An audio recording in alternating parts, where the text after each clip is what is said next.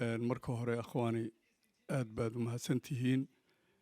waxaan inagu soo dhoweynaynaa xafiiskan oo uu leeyahay organisation la yidhaaho Somali American Resources Center. organizationkan oo uu hoggaan ka yahay Liibaan Buule, aniga iyo geelana aan nahay dadka ma garanaysa kaabayaasha ah. organizationkan markaa in badan buu ka howlgalay community-ga. hawshaana waxa weeyaan runtii dadaalka waxa muujiyey Liibaan Buule oo muddo ka shaqaynayay, wabilaahi alxamd uuna ku guulaystay markaa inuu statekii iyo citigii iyo ma garanaysaa dadaalkii uu ku waday ay midho dhaliso family problemskii. marka barnaamijkan waa barnaamij runtii aada loogu baahan yahay. hawshaas habeenka muddaba aan wadnay. fadhigani waa kii saddexaad aynu iskugu nimaadno. shirar badan iyo towciyo badan iyo orientation fara badan iyo awareness fara badan baan gallay. maantana waxaan iskugu nimidnay oon inagu soo dhoweynaynaa Abuukar Carmaanad ma garanaysaa, adiguna ma garanaysaa runtii wax ka ogaato barnaamijku wuxuu yahay, iyo labadan walaal Sheekh Axmed Yamani iyo walaalkeen Horseed oo iyaguna barnaamijka muddaba iminka labadii wiig ayna dhaafay qayb ka ahaa qaybna ka ah oo door weyn ka qaatay marka ay noqoto wacyigelin xaggii ma garanaysaa wacyigelintii diiniga ahaa iyo tii bulshadaba ay qayb ka soo qaateen oo masaajidada laga bilaabay in khudbadaha jimcaha lagu soo qaato, in dadka la wacyigeliyo. marka culayska waxaan saaraynaa waxa weeye barnaamijkani waxa weeyaan waa aqoon kororsi iyo wacyigelin. السلام عليكم ورحمة الله وبركاته. الحمد لله وبه نستعينه على أمور الدنيا وصلى الله على سيدنا مولانا محمد وعلى آله وصحبه وسلم. ما بعد وحمرك ورا مهله الله سبحانه وتعالى نقصه كعية أنه عافمات قبله. marka xigtana waxaan mahad u celinayaa dhammaan dadka sharafta leh oo khiyaarta warkan ka soo qayb galay barnaamijkan New America Somali American Resource Center uu wado oo mental health-ga ah in muddaan ka shaqeynaynay. waxaan ugu shaqeynaynay in macnaha aan isku xirno institutionka waddanka ka jiro iyo masaajidadeena, maadaama aan ognahay in caafimaadka dhimirka uu yahay caafimaad runtii dadkeena aad u hayo, laakiin si aan laga sheekeyn aan laga hadlin. waxaan dareemay marka in meesha kaliya loo carari karo fafiruu ilallah inay tahay meesha kaliya loo carari karo inay tahay diinta iyo masaajidada. marka annagoo aqoontii maadiga ah wadano iyo case managementigii iyo howlihii kale samayn karno ayaan waxaan u sheegnay in ay muhiim tahay qof kasta oo wuxuu aaminsan yahay beliefkiisa inuu ku daawo waayo mar walbaba, maadaama annaga dad muslim aan nahay aan aaminsannahay diinta islaamka. barnaamijkan 50% waxaa ka qayb qaadanayo masaajidada iyo culummada. taasna waxaan u keennay inaan sameyno isdhexgal ah, maadaama masaajidii iyo meesha culimmadii ay tahay meelihii kaliya ee dadka badbaadinaya, maadaama aan joogno qurbo. taa ayaa igu kaliftay aniga inaan horta barnaamijkan saan usoo saaro. waxaana ila waday Axmed Yamani iyo allah u naxariistay Maxamed oo dhowr meeting aan isla galnay. hawshana markay ugu horreysay aan soo dhiraandhirinaya aniga macnaheedu wuxuu ahaa inaan masaajidda iyo community-ga isku xiro, sababtoo ah community-ga dadka organizationska sameeyo iyo masaajid xoogaa waxaa u malaysaa inay kala irdhowsan yihiin. aniga marka waxay igu noqotay in aan ogahay aabihii iyo wiilkii yaraa, in aabihiina uu masaajidka maqribka ku tukanayo, wiilkii yaraana uu galabta dugsiga qur-aanka u akhrisanayo.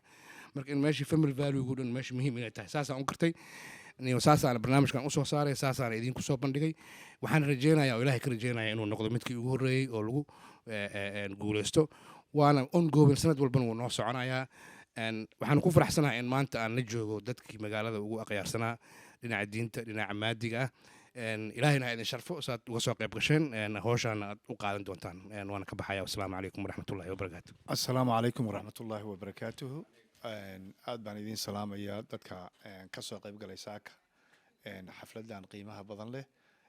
saad ogtihiin Liibaan iyo Maxamed ay sheegeen waa arrin nagu uguba oo soo socotay muddo dheer, laakiin waxtarkeeda aan la arag. barnaamijkan Liibaan sidoo hore u sheegay wuxuu ka soo shaqeynayay muddo dheer, laakiin ma miro dhalin. laakiin maanta ayay miro dhashay. dadkeennina baahi aad u ballaaran baa qabtay iyo guud ahaan waddanka Mareykanka. since marka laga soo bilaabo coronaviruskii, mental illness wuxuu noqday issue-ga ugu badan ee Mareykanka laga hadlo, ama gun violence-ka ama dadka isdilahaya suicide-ka ah. annagana waa noqosaysaa part of American ayaanu ka mid nahay.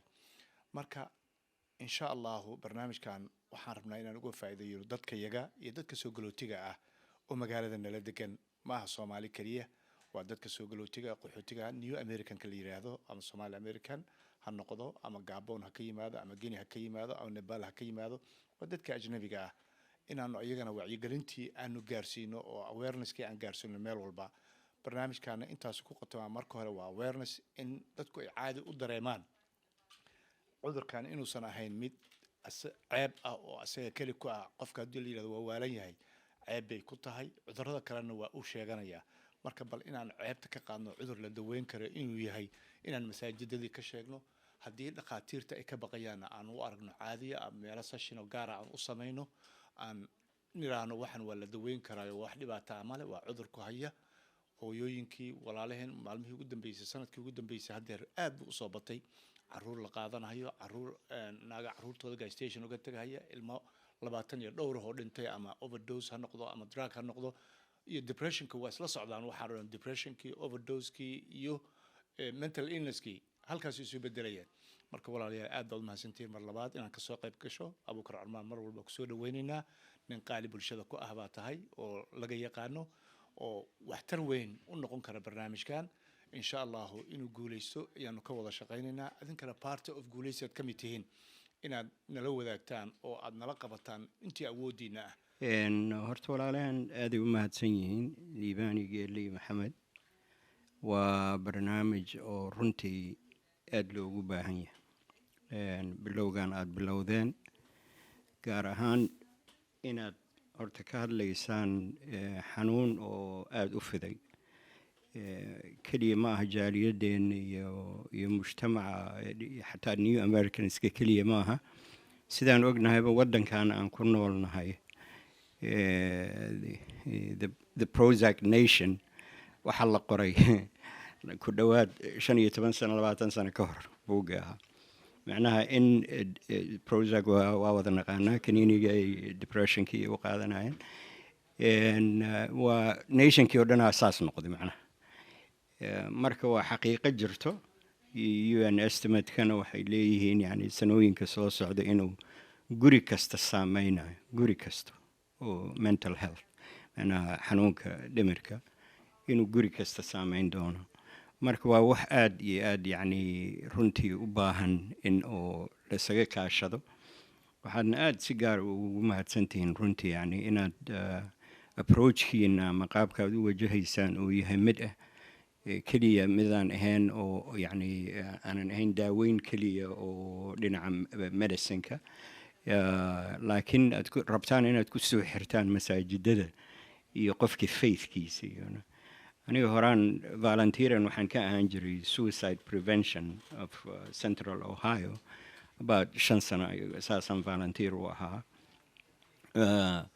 waxa runtii yani advice-ka koowaad oo nasiixada koowaad oo qofka markuu kusoo koolgaray hotline-kan rangarayn jirna mogta. qofka kusoo koolgarayna rabo inuu isdilo depression due to depression ama waxyaala saas, ama mental health ama drugs or any of that nature. faith plays a central role. yani qofka iyo diintiisa waa muhiim. qofkaas marka waxyaalaha dejiyay ka mid tahay diinta. lidalik dadka marka xanuunka dhimirka qabto waxaad arkaysaa qofkii asoo xataa diintii ku soo noqonaya marmarka qaarkood si qaldan, fikir qaldan marmarka qaarkood, laakiin diintii waa central. marka haddii taas la toosin karo, la isku soo xiri karo labadii juhdi, oo waxaan filaa yani insha allahu tacaala inay wax fiican oo waxtar samayso mujtamaceena inay noqon doonto. ilaahayna guul idinka waafajiya insha allah. wajazaakum allahu khayr. بسم الله الحمد لله والصلاة والسلام على رسول الله. وإذن ود السلام والله. السلام عليكم ورحمة الله وبركاته. ما شاء الله مركور وحار ربا إن أمهد علي بعد الله سبحانه وتعالى ورالهن قديق ميشان فديو وبرنامج كان كسو سفيع وسوها بي وكسو شقي خير الله سيو. برنامج كان أصل وحاواي أمدنا سي أمد بعدين كرنا دان يرضى والدينتا عرورتا أما قف والبو سلو بدبادي لها بدبادة ما لبضن يكتي ماذا دينتا وبدبادة واي وإلهي سبحانه وتعالى نوسو دجي وحون أسو دجي وحاينا أمدنا لغو بدبادي عافماتك وحوالبو أمدكو بدباديسو إن لغا وذا شقيو. marka khayr allah ha siiyo barnaamijkan insha allah tacaala waxaan rajaynaynaa inuu aad barnaamij faa'iido badan uu noqdo insha allah tacaala khayr allah idin wada siiyo mowduucan ka hadlayna waxaa waaye waa su-aalooyin aan isweydiin doono waxyaabahan ma jiraa mise ma jiro mise see loo daaweynaa su-aalooyin saas oo kale ii noqonaysa insha allah tacaala aadaan ugu faraxsanahay walaalna waxaan rabaa inaan u mahad celiyo khayr allah ha siiyo waa barnaamij wuxuu noo noqon doonaa insha allah silsilo ama xalaqaad continuous uu noqon doonaa insha allah tacaala الله يدين بركة السلام عليكم بسم الله والحمد لله والصلاة والسلام على سيدنا محمد وبعد لمانتين السلام عليكم ورحمة الله وبركاته بعد الله عز وجل وحنو مهد علينا ولا لذين نيو أمريكان ريسورس سنتر runtii juhdiga badan ay ku bixiyeen barnaamijkan isku dabaridkiisa su-aasha aan rabno inaan qeexno waxa weeyaan maxay tahay ahmiyadda barnaamijkan mental illness oo luqadeena ku noqon karta xanuunada dhimirka ku dhaca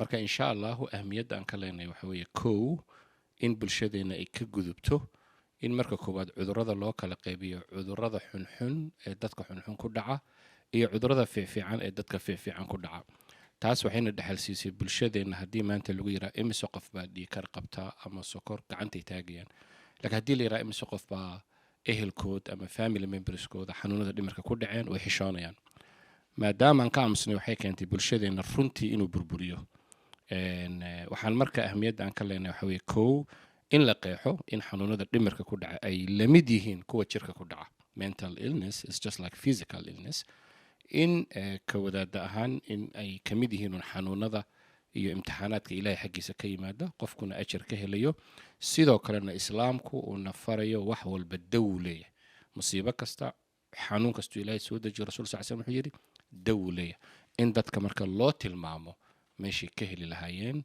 dawada ahmiyadda oo kooban waa intaa mar labaad bulshada waxaan ugu bishaaraynaynaa runtii barnaamijkan iyo mashruucan kusoo kordhay insha allahu tacaala ilahayna waxaan rajaynaynaa inuu naga aqbalo bulshadeennana kuwii ka faa'iidaysta uu ka dhigo jazakum allahu khayran